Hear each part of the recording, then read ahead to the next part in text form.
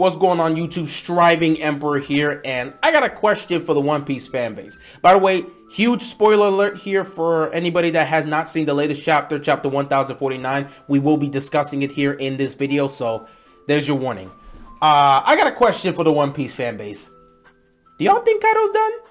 Do y'all legitimately believe that Luffy just defeated Kaido? Because at the end of this chapter, it really looked like Luffy defeated Kaido. So the chapter starts basically with the initial clash between Luffy and Kaido. Obviously they're going at it, and it seems like it's the climactic clash between them. I don't know if there's anything more after it, but it looks like this could be the final clash between the two.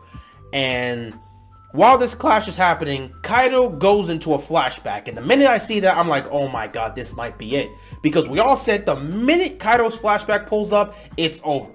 Now, for the flashback itself, it seemed to be going at such a fast pace. So I'm not exactly sure why Oda chose to speed it up this way. I don't know if more is to come. Obviously, we're on a break next week. It's going to suck, but maybe there's more to come. But from what we saw, it was really picking up. The flashback was really just going through Kaido's childhood. Him at 10 years old, living in the Vodka Kingdom, which is really funny. He's from the Vodka Kingdom. That man never had a chance. Kaido never had a chance to not be a drunk. He's from the Vodka Kingdom. Come on, bro. Really? So yeah, he's there at 10 years old, causing a havoc because of the overwhelming strength he has.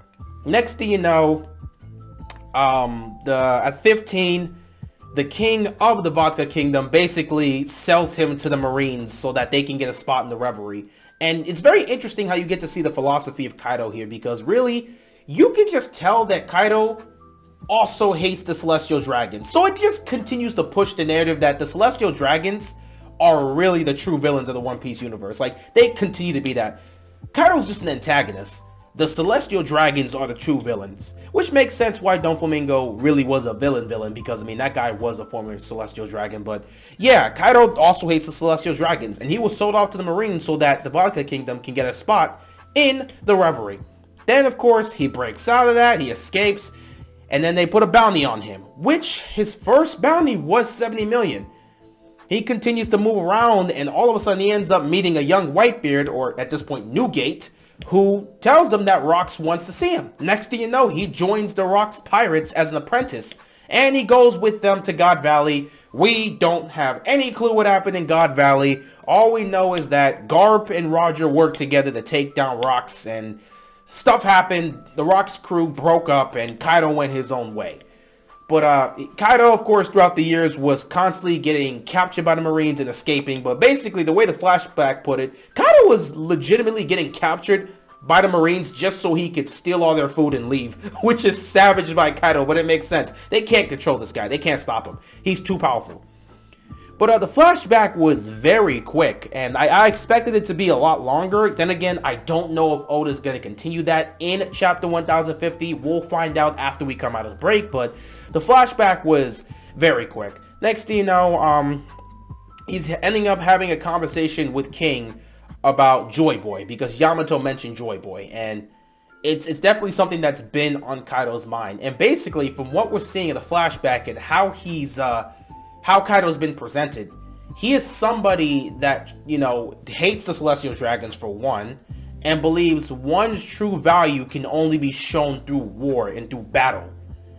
Not to mention, he believes Joy Boy could be the one to change the world. He kind of wanted to change the world himself and change this whole, this huge level of control that the world government, more so the Celestial Dragons, have on the world. He kind of wanted to change that because he hates those guys. He hates the control that those guys have. So he wanted to take that down and basically take over and say everybody's value should be determined through battle, through war.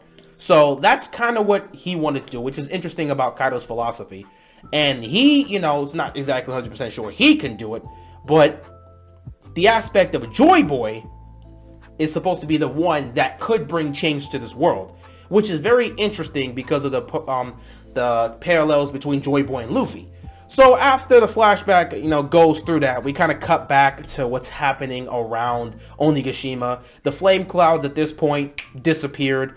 The island starts to fall, and we just get silhouettes everywhere about what's happening around the island. We see Kid, we see Law, we see Frankie, we see Robin and Brooke, who are underwater right now because water's being splashed everywhere. We see Jinbei, we see Raizo, we see Sanji. We see so many people in this chapter who are all just moving around and just being pushed around because the island is falling.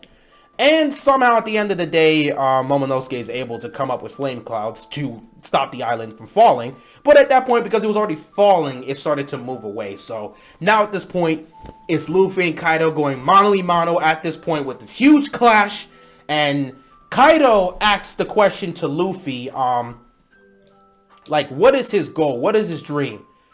Do you really think you can change the world?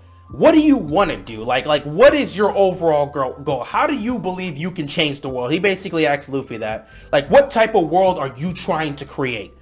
And Luffy's response was, I want to create a world where my friends can be able to eat in peace. Which is such a Luffy answer. But as that clash happens, Luffy wins the clash versus Kaido, and you start to see Kaido's eyes like roll back. Similar to how they looked when Luffy first hit him with the elephant gun back all the way in Wano early on in the arc. But this time his eyes really roll back and he looks done. Luffy wins the clash, he punches Kaido, and Kaido falls all the way down to Wano. On the flower cabinet, just falls all the way down and boom, goes through the ground. And there's this silhouette of Kaido's dragon form that's just there on the dirt, which is signifying that he like crashed into the ground and continued to go down, similar to what happened with Big Mom, where he got that giant crater that she just ended up falling into. Kaido just falls deep and deep down and down, deeper into the grounds of Wano. And I saw that scene, and I'm looking at this, and I'm thinking to myself, yo, did Kaido really just lose? Did Luffy actually beat Kaido? I have no clue. This was definitely a great chapter. It was, I think this is a chapter that leaves us with a lot of mixed feelings. I enjoyed the chapter. It was a crazy chapter, but it's gonna be a chapter that definitely leaves people with mixed feelings just because, one, Kaido's flashback, at least what we got from this chapter, was going at such a fast pace that it just felt like Oda was just zipping through it. Like, there was no time to slow it down and really get to enjoy the moments. We just zipped through it. One minute he's at age 10 being a wrecking havoc. Another minute he's age 15 and the king sells him to the Marines. Now all of a sudden he breaks out. He's got a 70 million bounty. Now all of a sudden he meets Whitebeard or Newgate, and Newgate says Rocks wants to meet him. Now he's joined the Rocks crew. Now you got Charlotte Linlin, which I'm going to call her at this point because she's Linlin at that moment. She's not Big Mom. Linlin's over here telling Kaido that they're heading to God Valley. Next thing you know, the Rocks crew breaks up in God Valley. Next thing you know, Kaido goes off on his own. And now he's got King beside him. And now he's taking over Wano. It's like, it just went so fast in his entire backstory, in his flashback. It's like, is that really it? Is that all we're going to get? I mean, what we got was great, but it just seemed a little fast. And at the end of the day, Luffy comes here and you got the gigantic clash. And it just looked like, with the final attack on Luffy, it looked like he beat Kaido. Because he not only punched this dude, he punched him and launched him all the way down to the grounds of Wano. And he burst through the dirt with the dragon silhouette still there and went deep, deep, deep underground. That's what it looks like. So it really feels that Kaido just got defeated. Luffy really just beat Kaido. If that's the case, my God, we're going to have to talk about that. We'll see. Chapter 1050 will be able to clarify that for us. If we get the official silhouette that Luffy has defeated Kaido, that's the fight. If not, Kaido's going to get back up. And I just don't know. I just don't know. I'm really sitting here thinking this. If Kaido's really defeated, then, man, that is insane. Luffy really pulled it off. But I already know this is going to leave mixed feelings in the community. Some people aren't going to know how to feel. Some are saying it feels anticlimactic, which I'm not exactly, I wouldn't agree on in that aspect, but it's a little bit weird. I think it just feels like, for some people, it wasn't enough. Some people it wasn't enough. Others, it was more straightforward because Luffy having this huge attack, it was a similar, basically the way he kind of beat Kaido was similar to how he beat Doflamingo, which a lot of people didn't want to be the case. Now, obviously, there is differences. I mean, in some cases, because, you know, with Luffy, he used Gear 4th King Kong gun to take this dude down. And in this case, this is Gear 5 Luffy with, again, another giant fist. It's not King Kong, but he's in a different gear. He's using Advanced Armament Haki, or Ryuo, and using Conqueror's Coding to do all of this against Kaido. And some people are like, it's still kind of the same. There are some differences and there's some additions to his power-ups, but it's still a giant punch that's beating him. And a lot of people didn't want that to be the situation there. Now, if that ends up being the case, so be it. If some people don't like it, it is what it is. But damn, if that's really it for Kaido, then man, Luffy really did it. That's crazy. We all knew the minute the flashback started pulling up of Kaido's childhood, we knew this could really be it. So when I saw it in this chapter, I'm like, oh my god, Kaido's really going down, huh? But even so, I'm not sure if he's out. I have to see it be confirmed. If he's really out, then damn, Luffy really did it. But if he's not, we gotta see what's gonna happen next. I'm excited. Chapter 1050 should be very interesting. I just don't know.